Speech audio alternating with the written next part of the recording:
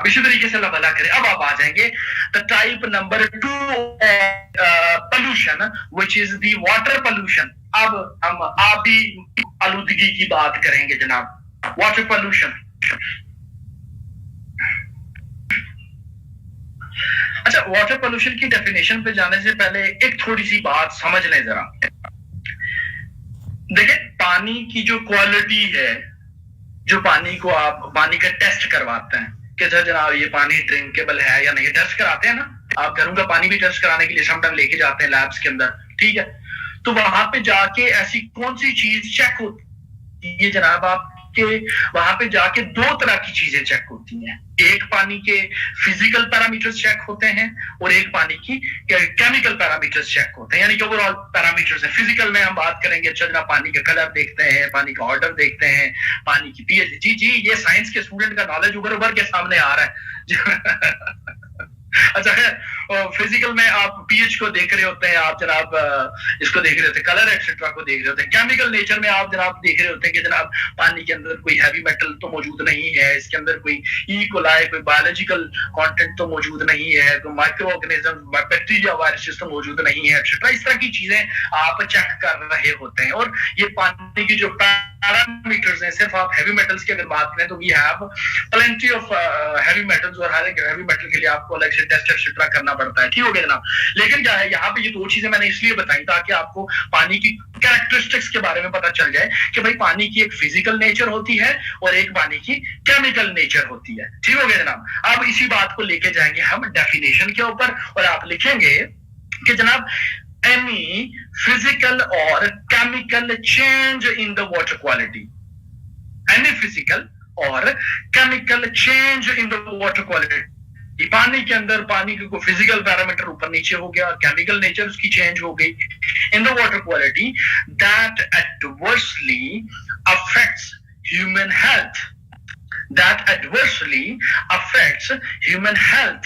एक चीज अगेन देख लें, ह्यूमन हेल्थ आ गई आपकी यहाँ पे, और शुरू में जो डेफिनेशन मैंने लिखवाई थी, अगर आप याद करें एनवायरमेंटल साइंस की, तो क्या लिखवाया था मैंने कि भाई ह्यूमन बीइंग्स के जो इंप्लीकेशंस है एनवायरमेंट के ऊपर, और एनवायरमेंट की जो इंप्लीकेशंस है ह्यूमन बीइंग्स के, वही चीजें तो हम डिस्कस कर रहे हैं पूरे सिलेबस में। खैर लिखे, एनी फिजिकल और chemical change in the water quality that adversely affects human health, other living organisms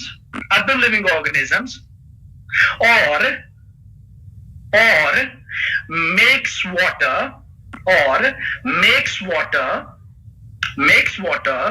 unsuitable for the desirable use, makes water unsuitable for the desirable use is called water pollution। यानी सिर्फ इतनी बात है भाई, पानी की physical nature के अंदर तब्दीली आना, पानी की केमिकल नेचर के अंदर तब्दीली आना, और जिसकी वजह से ह्यूमन हेल्थ अफेक्ट हो जाए, बाकी लिविंग ऑर्गेनिजम्स अफेक्ट हो जाए, और पानी का आप अपनी जो डिजायर्ड यूज है वो आप ना कर पाए, तो इसको आप क्या कहते हैं, वाटर पोल्यूशन कहते हैं। Unsuitable for desirable use, Tahir Raza, ठीक हो गया जनाब। Any physical or chemical change in the water quality that adversely affects human health, other living organisms, or makes water unsuitable for the desirable use is called water pollution। समझ आ गई बात की जनाब? ये तो हमें समझ आ गया कि जनाब वाटर पोल्यूशन क्या, किस बला का नाम है। अब आप आ जाएंगे किसके ऊपर, types of sources of water pollution, types of the sources of water pollution। अच्छा जनाब, एक लिखेंगे point source of water pollution, definition will remain same जो पहले लिखवा चुका हूं। दूसरा लिखेंगे non point source of water pollution, definition will remain same जो पहले लिखवा चुका हूं। तीसरी एक नई लिखे आप इसमें, तीसरी नई कौन सी लिखेंगे, transboundary water pollution, transboundary water pollution.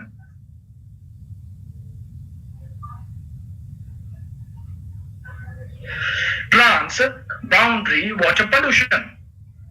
अच्छा जनाब, ट्रांस बाउंड्री वाटर पोल्यूशन किस बला का नाम है, इसमें आप लिखेंगे, आप लिखें इसमें कि द पोल्यूशन दैट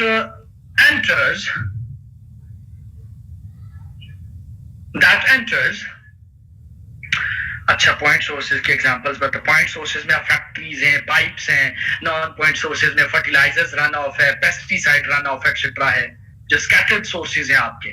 और ट्रांसपोर्टेड वाटर पोल्यूशन पे आ जाए, इसमें लिखे हैं कि pollution that enters into the environment at one place, that enters into the environment at one place, but having its effects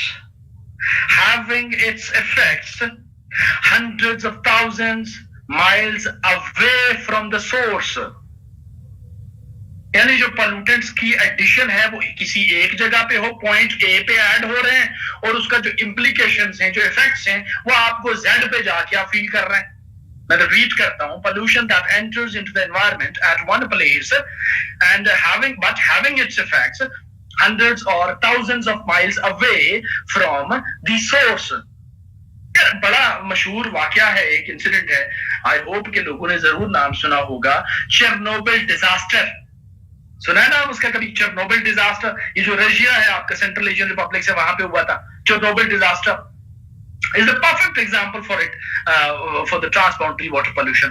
वहां पे बेसिकली न्यूक्लियर फैसिलिटी जो है वो बेसिकली आपका वहां पे ब्लास्ट हुआ था, और उसका इफेक्ट जो है वो आपने जो आपकी एशियन कंट्रीज हैं उनके वाटर जो है वो आपके पोल्यूट हुए थे। चेरनोबिल के स्पेलिंग CHERNOBYL, चेरनोबिल डिजास्टर। समझ आई बात की? सो यो आपका एडिशन एक जगह पे हो, लेकिन उसका इफेक्ट जो है वो आप दूसरी जगह पे दूर कहीं महसूस कर रहे हो। और वहां पे जो चेरनोबिल डिजास्टर में हुआ था, उसकी वजह से आपकी जो एशियन कंट्रीज का जो वाटर्स हैं वो पोल्यूट हुए थे। समझ आई बात की जनाब? इसी तरीके से अल्लाह भला करे। अब आप आ जाएंगे क्या, किस पे आ जाएंगे जनाब? आप लिखें, हेडिंग देंगे आप कौन सी जनाब? Types and the sources of water pollution।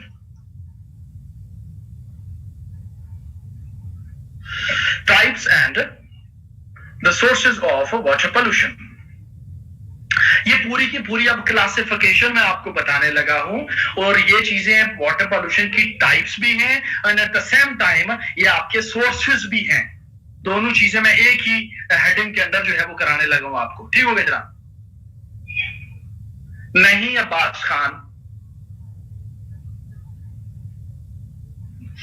अच्छा जनाब, अब आ जाएंगे इसके ऊपर, types and sources of water pollution. अब पूरी की पूरी क्लासिफिकेशन हमने देखनी है वाटर पोल्यूशन के सोर्सेज की, वाटर पोल्यूशन की टाइप्स की। तो सबसे पहली जो क्लास है, सबसे पहली जो टाइप है, सबसे पहला जो सोर्स है, that is the physical water pollution. Physical water pollution. अब थोड़ा सा अगर गौर करें, थोड़ा सा जरा सोचने की आप कोशिश करें, तो वर्ड फिजिकल लगा हुआ है, एंड इट शोज अस कि जनाब फिजिकल वाटर पोल्यूशन में पानी की जो फिजिकल पैरामीटर्स हैं वो चेंज होंगे, जो फिजिकल प्रॉपर्टीज हैं पानी की वो चेंज होंगी। और फिजिकल प्रॉपर्टीज जैसे कि ऑर्डर है, जैसे कि पानी का कलर है, जैसे कि पानी की पीएच है, पीएच पी स्मॉल लिखेंगे और एच कैपिटल लिखेंगे आप, रिमेंबर दैट पेपर में भी। ठीक हो गया जनाब? अब इसको थोड़ा सा लिख लें, इसमें आप लिखेंगे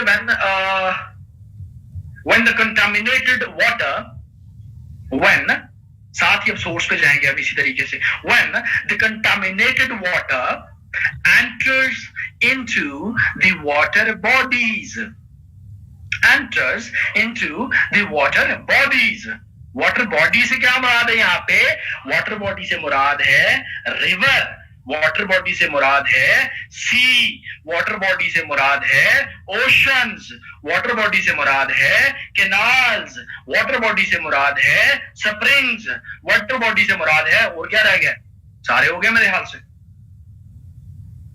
ठीक हो गया जनाब? अब यानी कि when contaminated water, lakes, exactly, lakes, when contaminated water enters into the water bodies from either municipal sources or industries.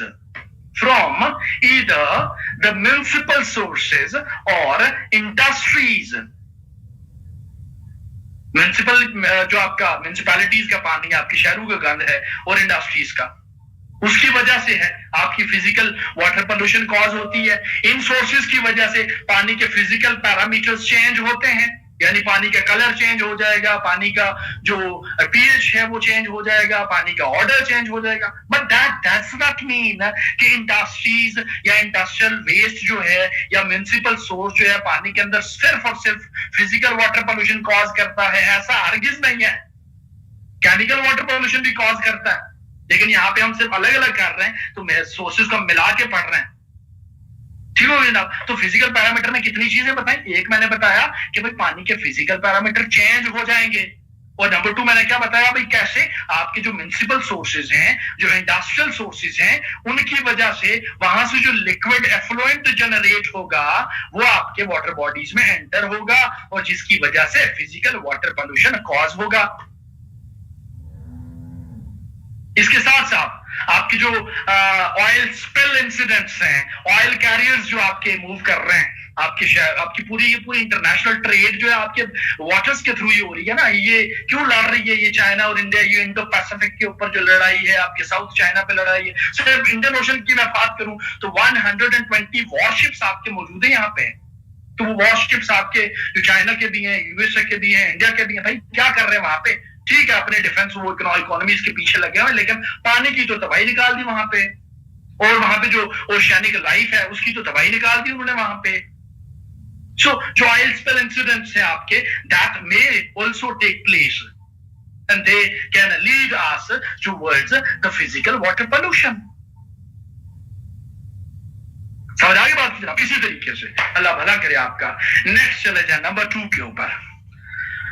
Number 2 is the chemical water pollution.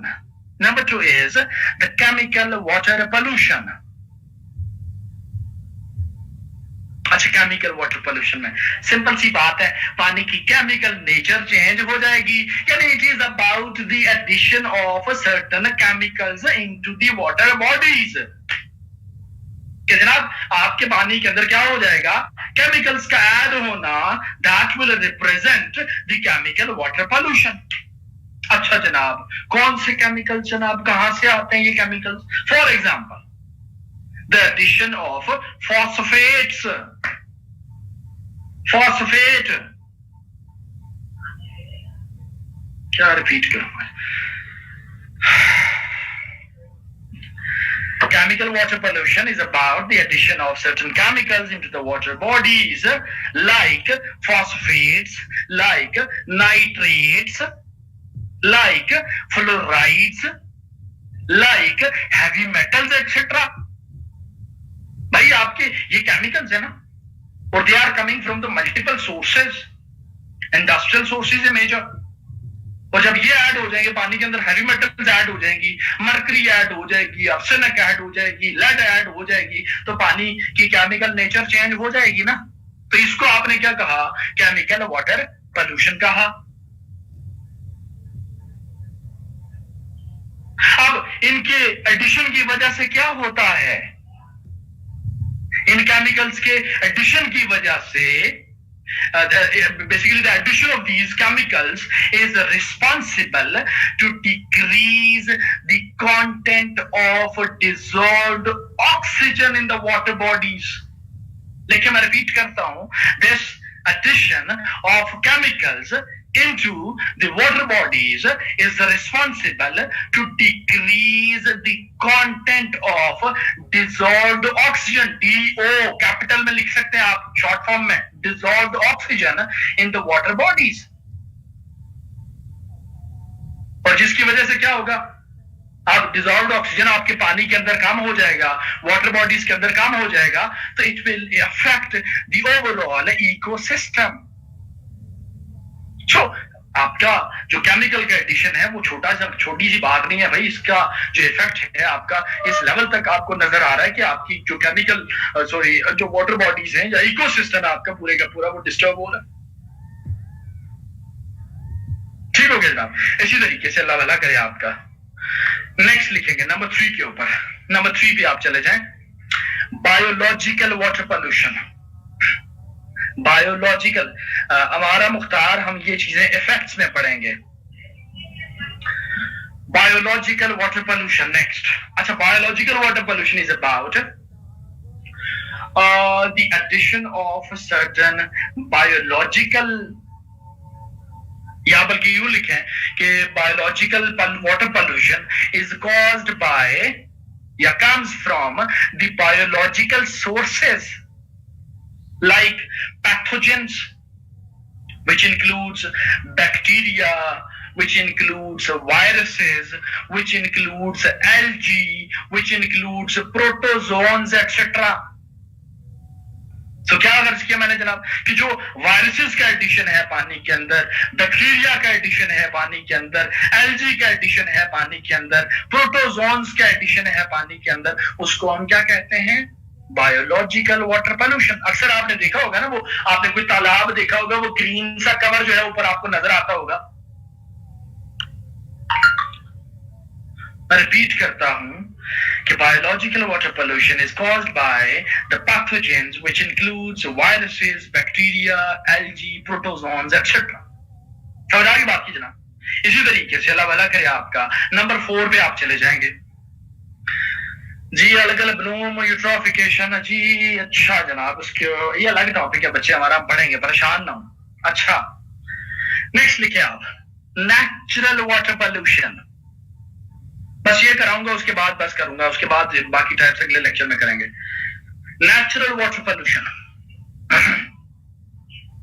Natural water pollution.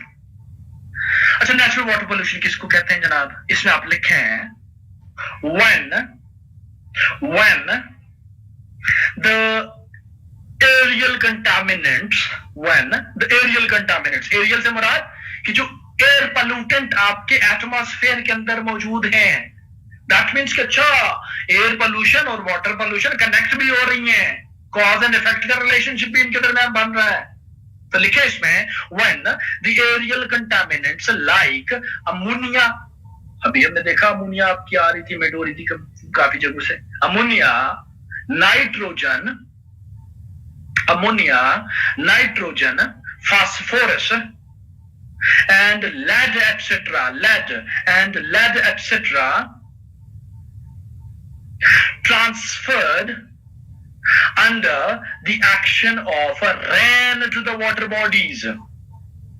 Under the action of rain to the water bodies. यानी कि आपकी ammonia, nitrogen, phosphorus, lead etcetera ये आपकी atmosphere में, आपके air में मौजूद हैं, लेकिन क्या हुई कि बारिश की वजह से, बारिश के साथ शामिल होके ये आपकी वाटर बॉडीज के अंदर एंटर होती हैं और वहां पे पानी को क्या कर देती हैं? पॉल्यूट कर देती हैं। इसको आपने क्या कहा? अच्छा, नेचुरल वाटर पोल्यूशन इसको क्यों कह रहे हैं? Because the rain is a natural phenomena. Rain, बारिश आप खुद तो नहीं बरसाते ना भाई, अल्लाह ताला की जात ऊपर बैठी है बारिश के लिए। समझ आ गई बात की जनाब? सो ये नेचुरल वाटर पोल्यूशन है। अच्छा जनाब, आगे करा दूं, ये अभी टाइप सोर्सेज इसके खत्म नहीं हुए, तो क्या ख्याल है आपका? मोराल कैसा है आप लोगों का? मैं रिपीट करता हूं जनाब कि when the aerial contaminants like ammonia, nitrogen, phosphorus and lead etc. are being transferred under the action of rain to the water bodies.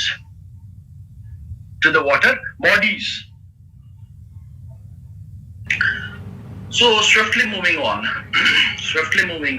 the next type, the next source of water pollution, next source of water pollution, type और source जो है water pollution का, ये दोनों इकट्ठे चल रहे हैं बेसिकली। ठीक हो गया जनाब?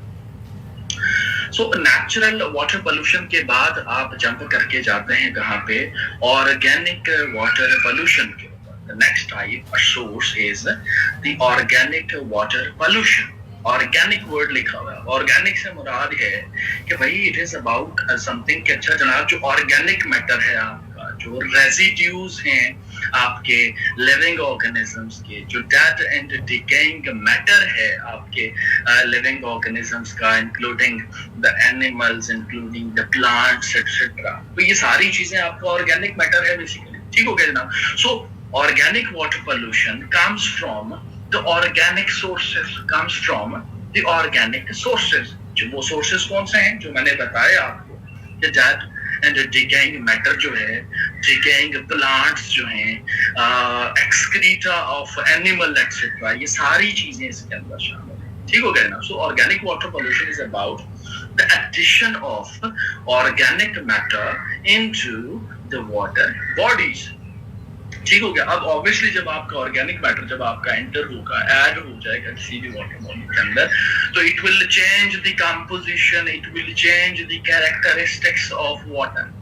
ऑर्गेनिक मैटर ऐड हो जाएगा, कलर भी चेंज हो सकता है, पानी का ऑर्डर भी चेंज हो सकता है, पानी की पीएच भी चेंज हो सकती है। ठीक हो गया। मैं रिपीट करता हूँ हिना जमील, मैंने कहा कि organic water pollution is about the addition of organic matter into the water bodies। और ऑर्गेनिक मैटर में मैंने आपको ये बताया कि organic matter includes the dead and decaying matter। अब dead and decaying matter किसका? ब्रॉडली स्पीकिंग कि भाई आपके जो लिविंग ऑर्गेनिजम्स हैं उनका बेसिकली आपका ये डेड एंड डिकेइंग मैटर है। हेडिंग क्या है, मैं क्या कहूँ आप लोगों को, मैंने शुरू में इतना बताया आपको कि आपने लेट ज्वाइन किया। रबिया नगमान, मैं बात कर रहा हूँ ऑर्गेनिक वाटर पोल्यूशन की, ऑर्गेनिक वाटर पोल्यूशन की। तो इसमें सिंपल सी बात है कि आपका जो ऑर्गेनिक मैटर है उसकी जो एंट्री है आपके वाटर बॉडीज के अंदर, वो it comes from the different sources by the way. ठीक है, आपके इंडस्ट्रियल सोर्सेज भी हैं, आपकी ह्यूमन एक्टिविटीज भी हैं, जिसकी वजह से आपका जो ऑर्गेनिक मैटर है वो आपका ऐड होता है इनटू द वाटर बॉडीज, और it will change the characteristics of water. पानी की पीएच को चेंज करेगा, पानी की जो आपकी कलर है उसको चेंज कर सकता है, पानी का जायका, ऑडर एक्सेट्रा जो है वो चेंज हो सकता है एक्सेट्रा। तो अगेन इसलिए आपका ओवरऑल पानी को पल्यूट ही कर रहे होते हैं ये सोर्सेज। ठीक हो गया जनाब। अब swiftly moving on, the next type or source of the water pollution is the domestic water pollution। domestic water pollution।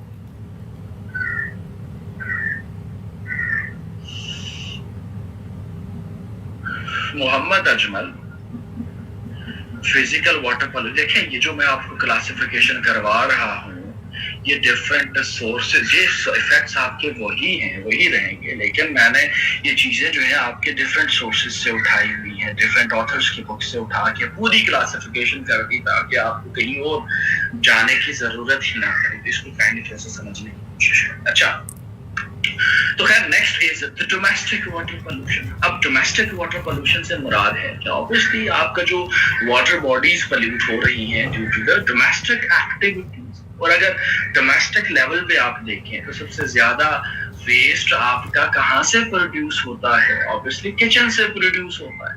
अब सवाल ये है कि भाई किचन से ऐसे कौन से पोल्यूटेंट्स या कौन सा वेस्ट प्रोड्यूस होता है जो वाटर को पोल्यूट कर सकता है? तो उसमें सबसे पहली चीज लिखेंगे भाई carbohydrates comes from the domestic source या kitchen, proteins comes from the kitchen, fats comes from the kitchen, fats कह लें या लिपिड्स कह लें इसको, ठीक है, fats comes from the kitchen.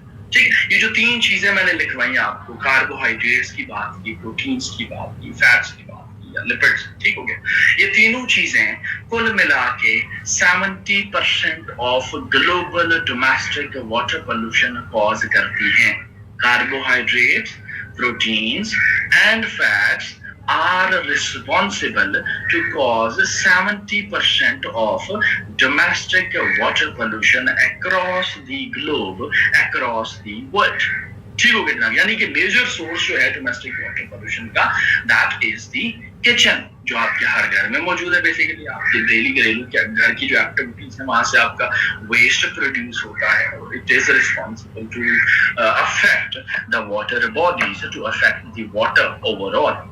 इसी तरीके से जो बाकी 30% में आप लिखेंगे, 30% में आपका इनऑर्गेनिक मटेरियल्स हैं। इनऑर्गेनिक मटेरियल्स आपके कहाँ से, लाइक आपके जो सॉल्ट्स हैं, आपकी जो मिनरल्स एक्सेट्रा हैं, जो आप डिटर्जेंट्स इस्तेमाल करते हैं किचन एक्सेट्रा, किचन के अंदर, तो वहां से आपका जो डिटर्जेंट्स की फॉर्म में आपका वेस्ट प्रोड्यूस हो रहा है, आपके सॉल्ट्स की फॉर्म में वेस्ट प्रोड्यूस हो रहा है, आपके मिनरल्स की फॉर्म में वेस्ट प्रोड्यूस हो रहा है, तो it adds themselves into the water bodies.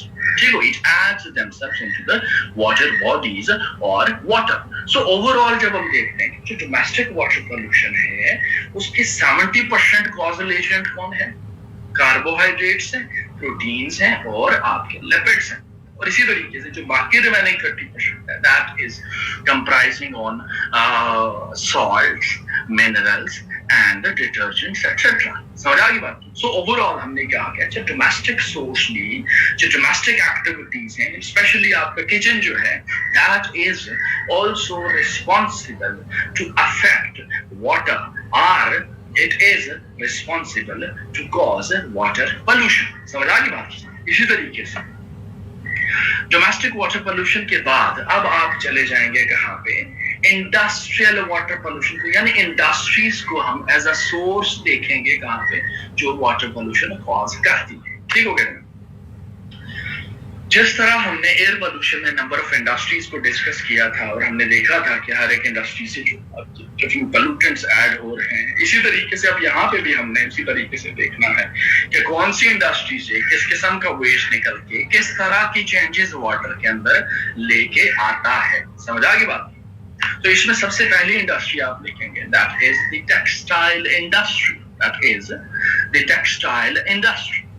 Textile industry से जो वेस्ट प्रोड्यूस होगा in the liquid form, Ayesha Khalid सब्र कर जाएं, रुक जाएं, जो मैं करा रहा हूं अभी वो आराम से कर लें, क्यों आप लोग मुझे पुश कर रहे हैं? अच्छा, इंडस्ट्रियल वाटर पोल्यूशन, उसमें मैंने पहले कहा कि टेक्सटाइल इंडस्ट्री है। अब textile industry contains high nitrogen, high levels of nitrogen, and इसके साथ साथ आपका जो टेक्सटाइल इंडस्ट्री से वेस्ट प्रोड्यूस होता है उसका बीओडी लेवल जो है, BOD stands for biological oxygen demand. मैं repeat, BOD stands for biological oxygen demand.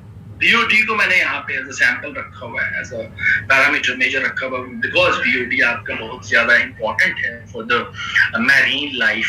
आप जो आपके वाटर बॉडीज के अंदर जो लाइफ है, फिशरीज एक्सेट्रा है, उनके लिए बीओडी जो है बहुत क्रूशियल है। सो बात करने का मकसद होगा कि टेक्सटाइल इंडस्ट्री से जो वेस्ट प्रोड्यूस होता है, that contains high levels of nitrogen, high levels of nitrogen, and इसके साथ साथ it also contains the high levels of BOD, biological oxygen demand। इसी तरीके से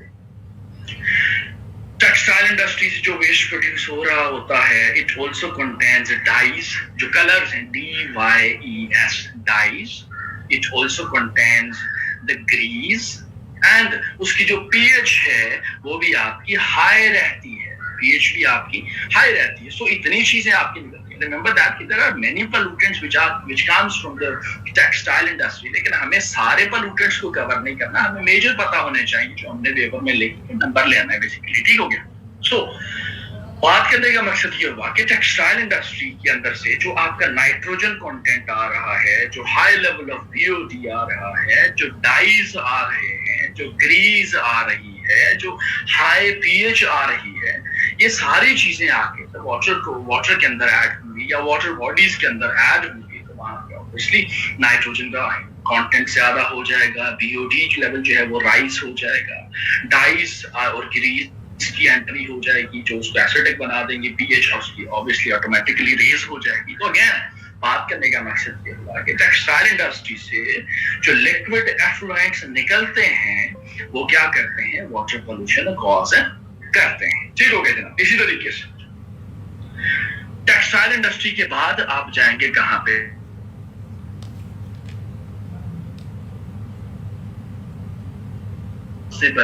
to add organic matter into the water bodies. Organic matter add होता है, that means कि अच्छा या organic water pollution जो है वो cause कर रही है, इसके अंदर आपका ज्यादा रोल रहता है आपकी शुगर इंडस्ट्री का in causing the organic water pollution. क्यों organic water pollution? Because organic matter comes from the sugar industries. एक चीज हो गई, तब ऑर्गेनिक मैटर जब आएगा तो ऑब्वियसली वाटर पॉल्यूट तो होगा. वाटर की जो एक्चुअल स्टेट है, एक्चुअल कंडीशन है, एक्चुअल कैरेक्टरिस्टिक्स हैं वो क्या हो जाएंगी, चेंज हो जाएंगी. सो बात करने का मकसद ये हुआ कि sugar industry is also responsible to cause.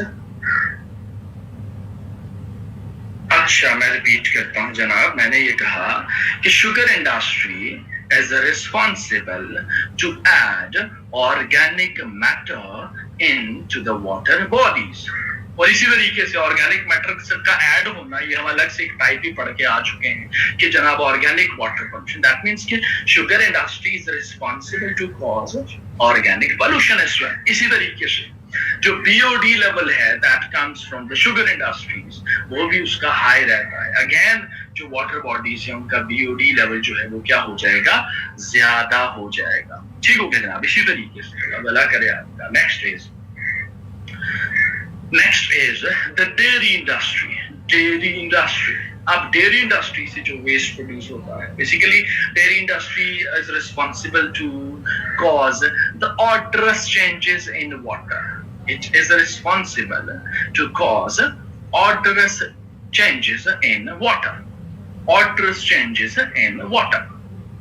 ठीक हो गया ना. तो डेयरी इंडस्ट्री से जो वेस्ट प्रोड्यूस होता है वो क्या करता है, पानी का जो जायका है, ऑर्डर है, बेसिकली उसको चेंज करता है. इसके अलावा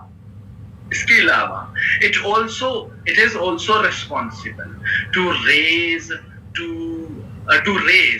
the BOD odorous नहीं मैमोना, odorous.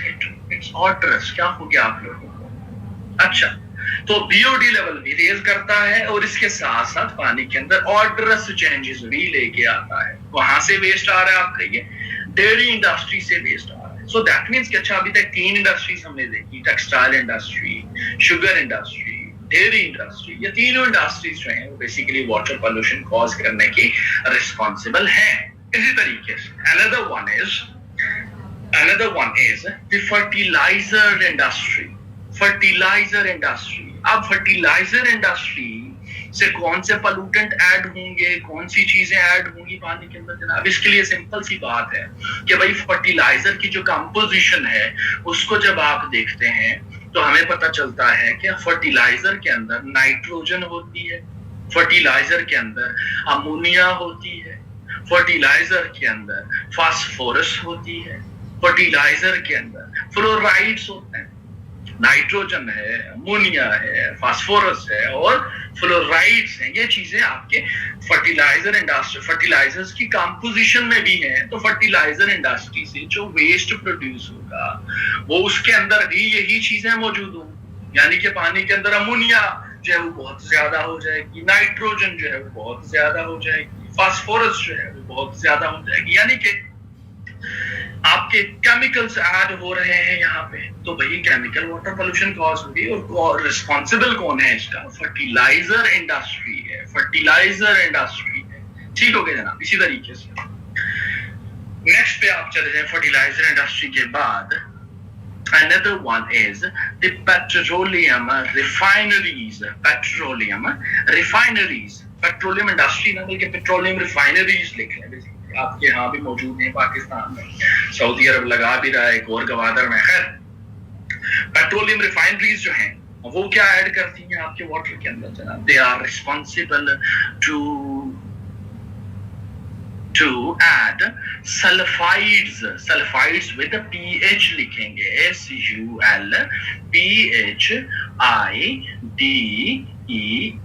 सल्फाइड्स. भाई आपकी पेट्रोलियम रिफाइनरीज जो हैं बेसिकली वहां से क्या ऐड होता है? आपके सल्फाइड्स ऐड होते हैं. इसके अलावा फिनोल्स, ऑयल्स कर लें, ऑयल कर लें. बेसिकली फिनोल्स विद pH लिखेंगे आप, PHENOLS, फिनोल्स, ऑयल्स. और इसके अलावा हाई टेम्परेचर आपका ऐड करते हैं. हाई टेम्परेचर आपका ऐड होता है वाटर बॉडीज के अंदर, ठीक हो गया ना।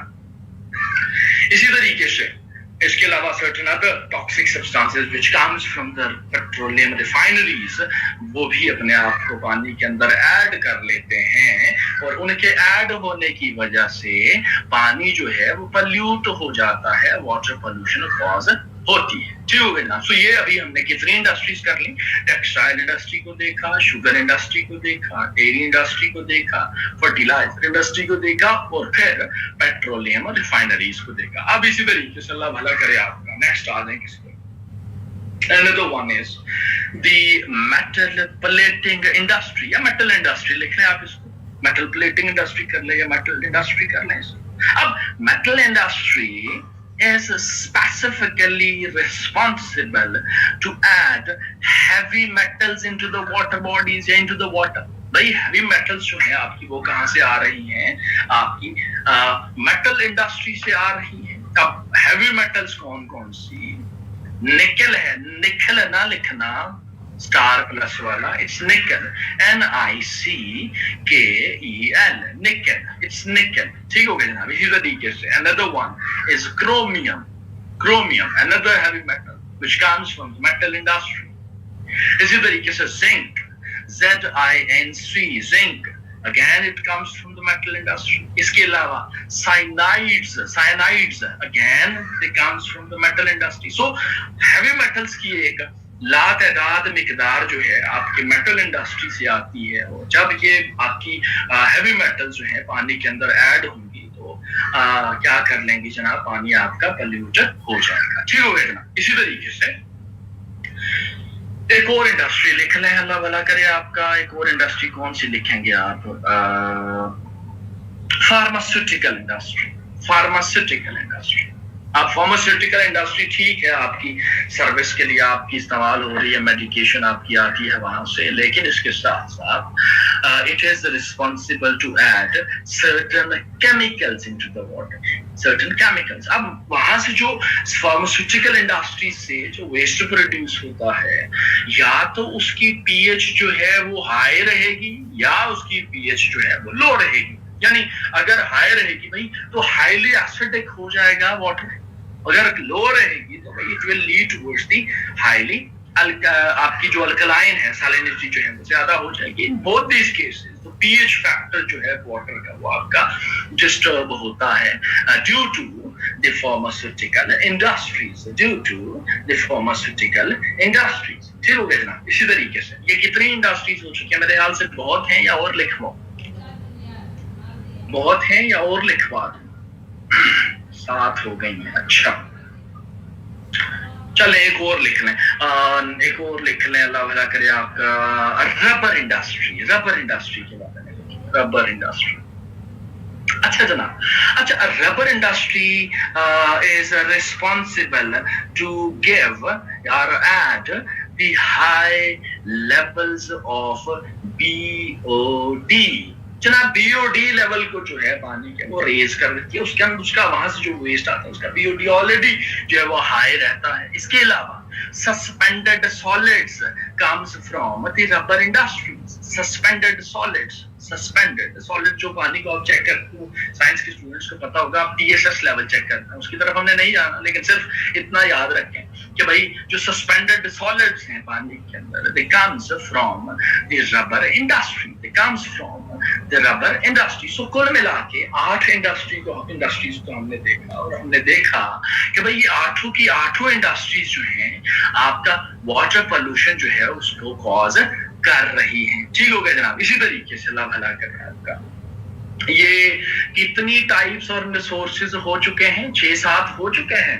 नेचुरल से हमने शुरू किया था, आज 8 हो चुके हैं। 7 किसी ने 7 लिखे हैं, किसी कोई 8 लिखा है, किसी ने 5 लिखे हैं। अच्छा खैर जितने भी हुए हैं आप नेक्स्ट एक और लिखेंगे, and next is the thermal water pollution. Next is the thermal. परेशान ना हो 5 और 8 वाले 7 वाले, मैं अभी तो रिपीट करूंगा नाम तो आपको समझ आ जाए कि हमारी कौन सी मिस हो गई है, कौन सी हमने एक्स्ट्रा लिख ली। Thermal water pollution. अब थर्मल वाटर पोल्यूशन, अब वर्ड थर्मल है, दैट मींस अच्छा it is talking about temperature. तो पानी का जो टेम्परेचर चेंज होना है वो भी तो पानी के अंदर एक अल्टरेशन है। तो अगर पानी का टेम्परेचर ज्यादा हो जाएगा, बहुत ज्यादा, जो इन केस किस वक्त होता है जनाब, जो आपके पावर प्लांट्स हैं, जो आपके न्यूक्लियर रिएक्टर्स हैं, जो आपकी रिफाइनरीज एक्सेट्रा हैं, तो भाई उनको वहां से जो पानी आप इवैक्यूएट करते हैं, वहां से जो पानी निकलता है भाई, उन्हें हाई टेम्परेचर पानी होता है, आप उसको जब रिलीज करते हैं इनटू द वाटर बॉडीज, तो भाई वो उस क्लोजली कनेक्टेड जो वाटर बॉडीज होती है, जो आपके हाइडल पावर जनरेशन प्रोजेक्ट्स हैं, बेसिकली हाइडल जनरेशन है, वहां से जो आप पानी, जब हाई पानी का टेम्परेचर ज्यादा होता है जब उसको वहां से रिलीज किया जाता है, तो वो पानी जो ऑलरेडी आगे किसी लेक की शक्ल में, किसी स्ट्रीम की शक्ल में मौजूद है, तो उसके अंदर जब ऐड होगा तो उसका टेम्परेचर जो है वो फ्लक्चुएट करेगा, उसका टेम्परेचर जो है वो चेंज हो जाएगा, क्योंकि जो पानी आपने ऐड किया उसका टेम्परेचर बहुत ज्यादा था, और उतने हाई टेम्परेचर पे आपकी फिशरीज जो हैं, आपकी वाटर लाइफ जो है वो आपकी सर्वाइव नहीं कर पाती। तो इसके साथ साथ ही हम देख रहे हैं कि अच्छा जनाब, आपकी जो सारी की सारी जितनी भी टाइप्स हैं या सोर्सेस हैं, in all these cases water life और मैरीन लाइफ जो है वो आपकी अफेक्ट होती है due to the water pollution. ठीक हो गया जनाब। अब मैं रिपीट करता हूँ वन बाय वन सबके नाम जो हैं। We started from the physical water pollution, उसके बाद chemical water pollution, उसके बाद biological water pollution, उसके बाद हमने natural water pollution की बात की, उसके बाद organic water pollution था, उसके बाद domestic water pollution था, उसके बाद industrial water pollution था, उसके बाद हमने देखा कि भाई thermal water pollution आपका बेसिकली क्या है आता है। ठीक हो गया ना। इसकी इसी तरीके से एक और लिखें, एक और याद आ गया मुझे, एक और लिखें। Another one is pollution by sewage। Sewerage नहीं लिखना, sewage लिखना है, SEWAGE, sewage। pollution by sewage। जो sewage sources हैं आपके, स्पेसिफिकली जो आपके waste water treatment plants etcetera हैं, वहां से जो आपका वेस्ट प्रोड्यूस होता है, जैसे कि जनाब आपके पिंडी में देखे वो नाला लई की क्या हालत करती है जनाब, पूरे पिंडी इस्लामाबाद का जो फुजला है उधर है सारा का सारा, ठीक है, पल्यूट कर दिया आपने उसको। तो सेवेज सोर्सेज से बेसिकली आपको जो पानी के अंदर ऐड होते हैं, इसमें मोस्ट ऑफ द केसेस आपका ऑर्गेनिक मैटर जो है वो ही है, लेकिन फिर भी इसको आप अलग भी लिख सकते हैं और इसको आप ऐड भी कर सकते हैं उसके अंदर ऑर्गेनिक के साथ करके। सो ये कुछ सोर्सेज थे, ये कुछ टाइप्स थे जिसने हमें किसके बारे में बताया, वाटर पोल्यूशन के बारे में बताया। इनको हम major causal agents towards the water pollution भी गर्दानते हैं। इसी तरीके से अल्लाह भला करे।